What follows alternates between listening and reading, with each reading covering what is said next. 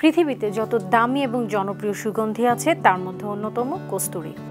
যুগ যুগ ধরে মানুষের আগ্রহ জাগিয়েছে কস্তুরী মৃগ। তবে অনেকেই জানে না কস্তুরী কিভাবে তৈরি হয়। কস্তুরী তৈরি হয় হরিণের নাভি থেকে। পুরুষ হরিণের নাভিতে পাওয়া যায় এই কস্তুরী।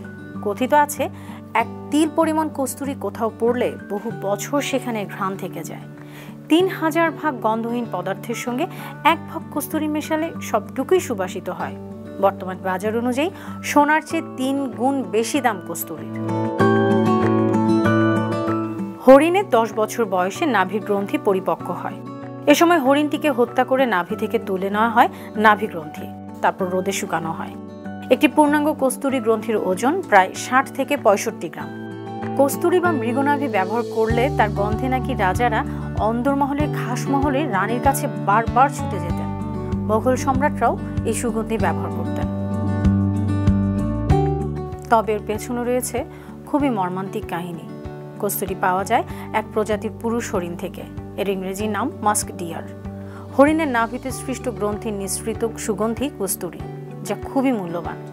এই ঘ্রাণকে বলা হয় যোজন গন্ধা। নাভিমুখে গ্রন্থিতে সুগন্ধি কোষ পরিপক্ক হয় হরিণের 10 বছর পূর্ণ হলে। তখন তার পরিপূর্ণ যৌবন। হরিণ নিজেও বুঝতে পারে না তার শরীর থেকে ছড়িয়ে পড়া সুগন্ধির উৎস। গন্ধে পাগল প্রায় হরিণ দিক বিদিক ছুটতে থাকে। প্রজনন ঋতুতে ছড়িয়ে পড়া বন সৌরভে আকৃষ্ট হয় হরিণী। আর তখনই ঘটে ট্র্যাজেডি।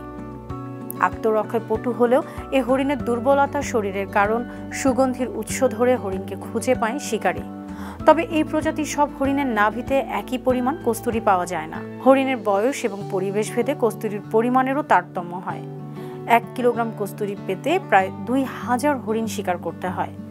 প্রাচীন ভারতীয় বিভিন্ন গ্রন্থে ভারতের 3 প্রকার কস্তুরীর কথা জানা যায়, যেমন কামরূপী, নেপালি এবং কাশ্মীরি।